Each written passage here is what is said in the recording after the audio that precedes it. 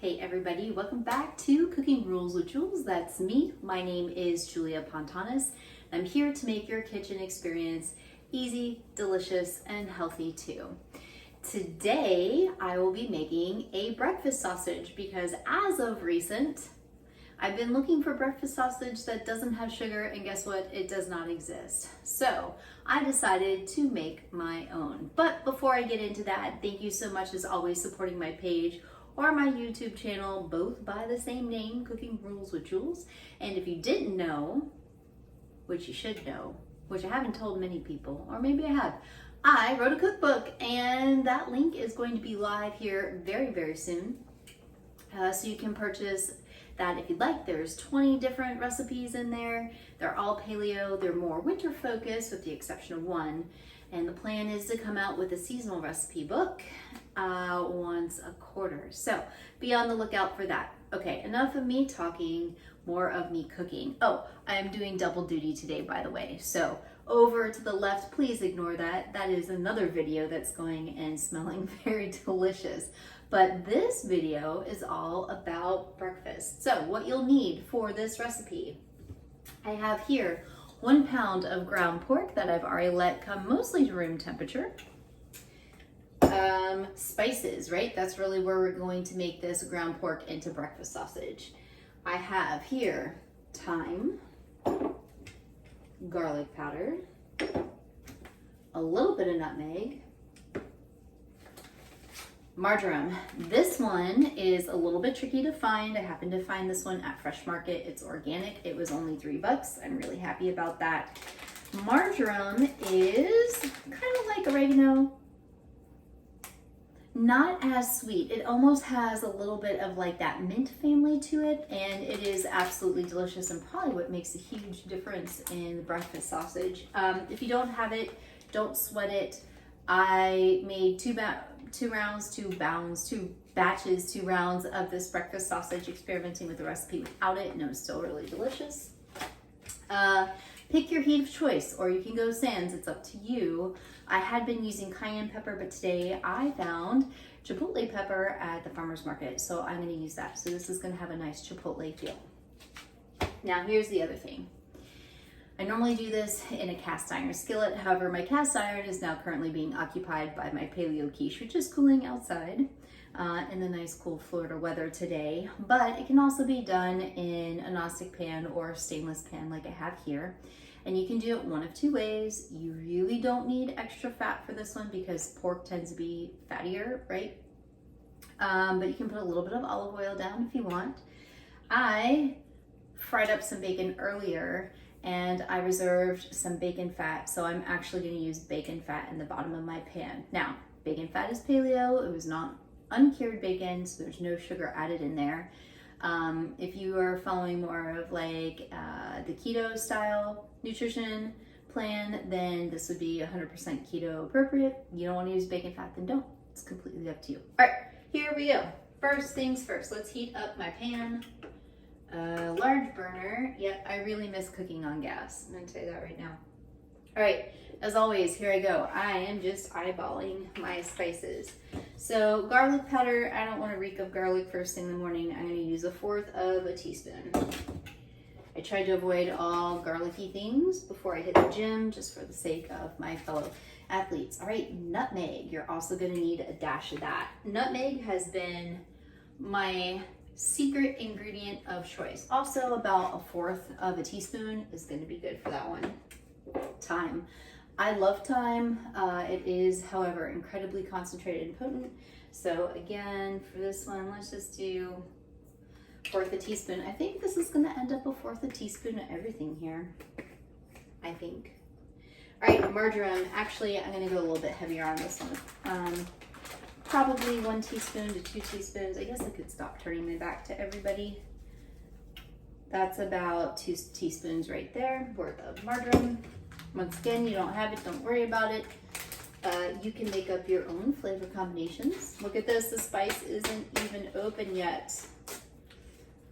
I went to South Florida to visit my mom for her birthday, and we went to the farmer's market, and they had a spice monger. Oh, yum, this smells amazing. So chipotle is just roasted jalapenos ground up into a powder. So it's not really gonna have a kick like cayenne. Ooh, but that's gonna be good. I'm gonna add a teaspoon of that. I'm going to grab my sea salt, which has disappeared to my other cooking project on the other side. Let's put this in here. Okay, here we go. Boop. Fourth a teaspoon in there. I'm going to continue to season as I'm frying in my pan. Okay, here we go. If you don't want to mix with your hands, don't mix with your hands. My hands are clean. I just prefer to do it this way. I feel like I have a little bit better understanding of what is happening with my spices here. You know, if you had some kind of gadget to help you mix ground meat and seasoning, then please, by all means, let me know what you're doing in the comments box, because I'm always about learning about new things in the kitchen. Okay, also because this meat has come to room temperature, it doesn't make my hands freeze, and it's going to be really easy to work with. I'm going to form these into traditional, like 1-inch round sausage patties. Can't talk. Okay, this is meal number 4 that I've made in here. Okay, so just a little bit of bacon fat. As you can see, it's just about a teaspoon into my pan. I go. I'm just gonna use my finger. That's gonna melt up very nicely. It's always kind of nice to have bacon fat on hand. I know it's kind of like an old school thing, but it also adds a ton of flavor, especially if you have a cast iron and maybe it's taken a hit for one reason or another, like, oh, say someone accidentally washes it with soap and water and that's not your jam, then it also makes easier cleanup and re-seasoning. So you can season it, bake it in the oven, and get that nice non-stick seal on it again. Okay, that is already melted. I'm gonna take my metal spatula and just smear it around the pan. I've made these without added fat. I've made them with olive oil, and this is by far my favorite method because there's just something about the bacon fat that adds flavor to bacon, to pork. I mean, what's not to love about that? Okay, here we go. Little 1-inch balls, or patties, I should say, little saucers, just like that. Boom. Gonna get them into my pan. Oh yeah. That sizzle tells me it's all right. Now, this is about my, the middle of the palm of my hand. I don't have large hands. I'm kind of a small person. I'm only 5'3", so, whatever you feel you want to make your sausage patties. I'm definitely getting these guys in the pan. And like I said, they are a little bit higher in fat, but,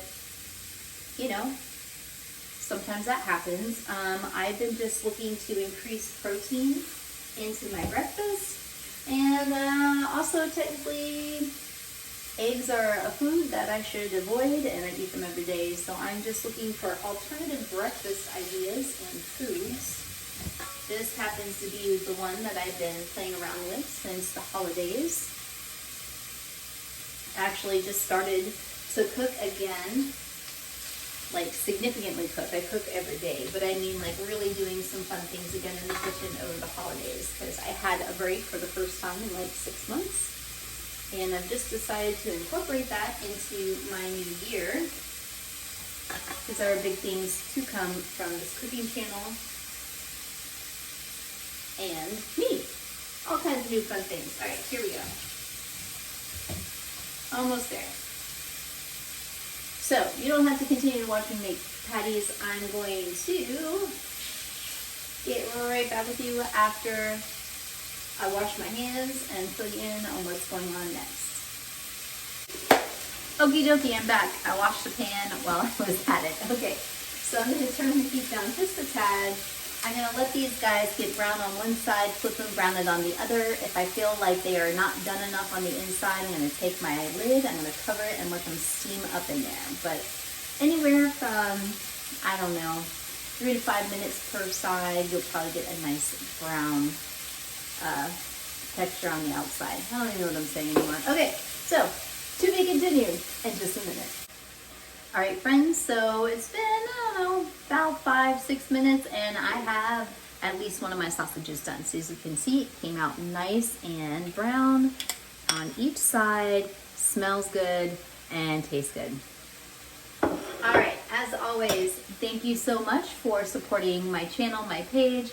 I love to interact with people. Please tell me what you're cooking. Please ask me questions. All of these things make a huge difference for me because I need to know what you want to know so I can help solve that problem for you, because I love to cook and I know a lot of you maybe not so much. All right, until next time, we'll see ya.